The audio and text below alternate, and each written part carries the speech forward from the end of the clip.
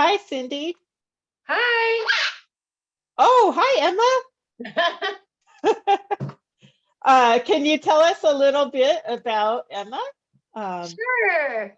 Emma is about 40 years old, and she came to us due to her lifelong owners having health issues. So let's see. Emma was kind of on a pretty unhealthy diet when we first picked her up. She's now converted to natural Zucrine pellets, and we'll move vegetables aside to get to the pellets. Don't really eat them either. So it's nice because it's easy foraging activity. I just dump vegetables on top of the pellets and off we go. That's a win-win if she eats them. She at least has to touch them. Oh, I do not know my cockatoos well. What kind of cockatoo is she? Oh, good Besides question. utterly adorable. Goffins. Okay. So they're one of the smaller size. Yeah, she's pretty small. I don't actually know. She's like between the size of a cockatiel and like one of the big cockatoos. Mm-hmm. Kind of joke that I don't really see the similarity between cockatiels and the big cockatoos, but you could see both in her. It's kind of, I joke that she's like the missing link. I love how she's bobbing her head and putting her crest up and down. Yeah, is she kind of excited about having the camera on her? Probably, yes. We don't really usually have close-ups like this. She's like, who's talking to me? There's a whole lot of people talking to you, Emma. And in fact, reminder to our audience, any questions about Emma, please do type them in the Q&A or in the Facebook live stream. So she's about 40. And she had one home that we know of before this.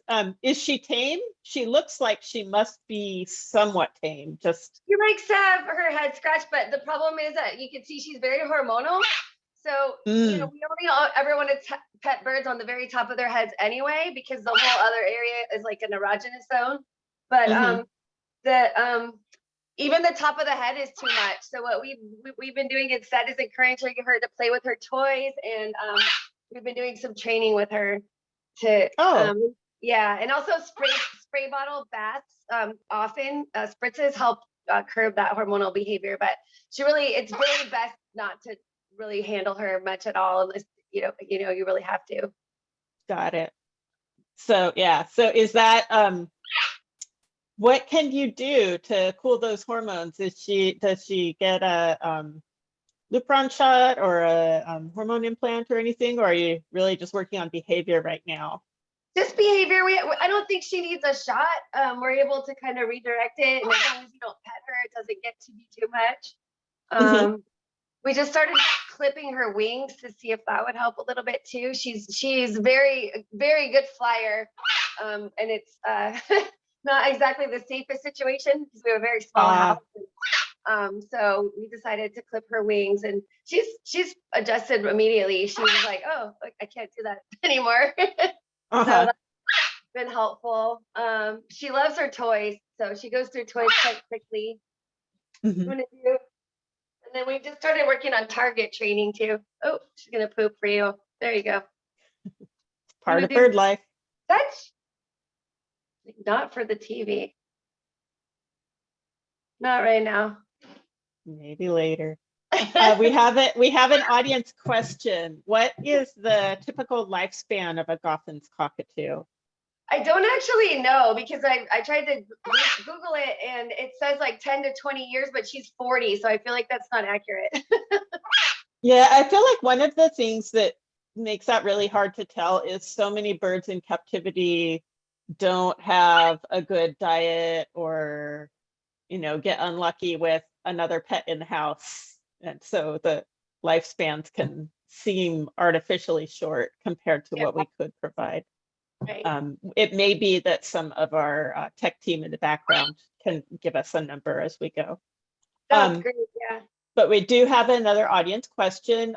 Is Emma more interested in male or female human companions, like Pepper, the Amazon we met at the beginning, had a really strong preference for women.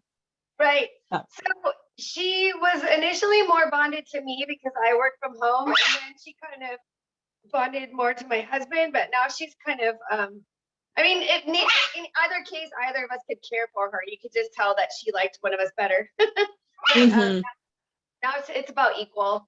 So she'll step up for both of us.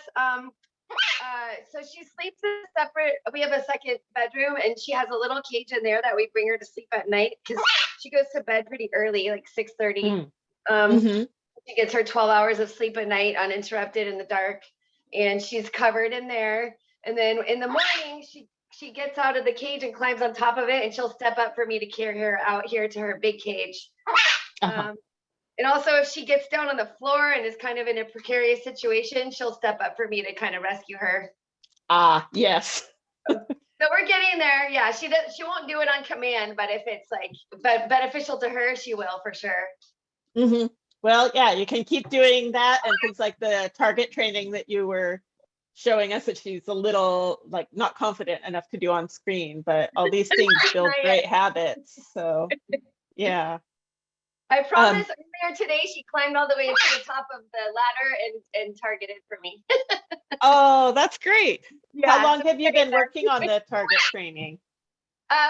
We started pretty much right when we first got her in November, and but we weren't consistent, so now we're trying to make sure we do it for a few minutes every day. That's nice. It's something she can count on. 5 days. What's that? It's something she can count on, like, oh, this is a thing we do. Yeah, exactly. The predictability. We have another audience question. Would Emma do okay with another cockatoo companion? That is a good question. So we have 2 chickens in the backyard and 2 cats that live outside. But that's the only experience that she's had with pets in our house. Oh, we also had a friend visit with a dog, and that was fine. Let me see, a big dog too, like a bulldog kind of mix. They both ignored each other. And I don't think her former house had birds, but they also had, I think they had a cat and a dog. They also had a son who was about 10, so that all was going fine. Okay. Sorry. Yeah. So I guess the answer is we don't really know how she would do with another cockatoo, but we know that with good supervision and keeping the species apart, that she's comfortable with other animals in the household, just like with multiple different people. So that sounds good. Do we have any idea how she does with children? So let's see. Did we have a kid? We haven't had a kid over here in a while, but the surrender had I would say the little boy was maybe 8 to 10 years old. And I think it was fine. And then they also had a teenage daughter. Okay. Yeah. Yeah. So it sounds like Emma can coexist with a wide range of people and animals. So that's great to hear. For sure. Yeah. She's pretty adaptable. It was amazing. I mean, you live somewhere for 40 years, right? And then you just whisked away to this strange house, and it's like it's like she has no recollection the next day. I don't mean it like that, but yeah. It's pretty remarkable. I mean, she looks so engaged with us right here now, and she's in beautiful feather. So she's, probably somewhere in her middle age years. She's got some hormones that you need to manage. She's still learning about vegetables as food. But does she need any particular like special care, or just all those kind of health maintenance things? Yeah, no special care, just watching the hormonal behavior. She does contact calls, so she doesn't just like scream incessantly all day, but she can scream quite loud as a contact call. And what we do is if we're in another room, we'll just answer her back, and then she stops. She just wants to make sure we're there. Okay. Yeah. Fair enough. Yeah. My human child does that. What's that? My human child does that. Mama, Right. are you there? And then she goes back to whatever she's doing.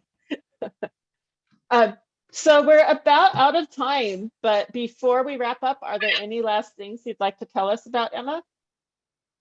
Can't really think of anything right now.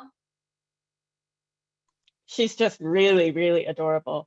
And I love how her crest looks so stubby to me because I'm used to looking at cockatiels that have like just those few really like relatively long for the size of their head feathers. So she's so cute. She is. I really like her. Uh-oh. And she heard that she On was the move. Is she going back toward her cage now? You see? There we go. She There climbed she down is. into the door of the cage for a second. Got it. There she Does is. she like to go back into her cage? Does she like do that on her own? She doesn't really on her own except to get a drink of water, but she's really easily lifted up. She will try to kind of she'll try to maybe bite you if you try to pick her up, but she stops pretty quickly. Can we come? Not right now. She kind of grips on pretty tightly, so we just got to be gentle. And we're able to move her when we need to, but hopefully the target training will pick up and we won't have to do that so much. That's great. Okay, well, we do have one audience question, but I think we already covered it, asking, is Emma okay with other birds? And the answer there is we don't know. Chickens. Chickens. Yes, she's good with the chickens through the window. Well, thank you so much for introducing us to Emma, Cindy. It's great to meet her.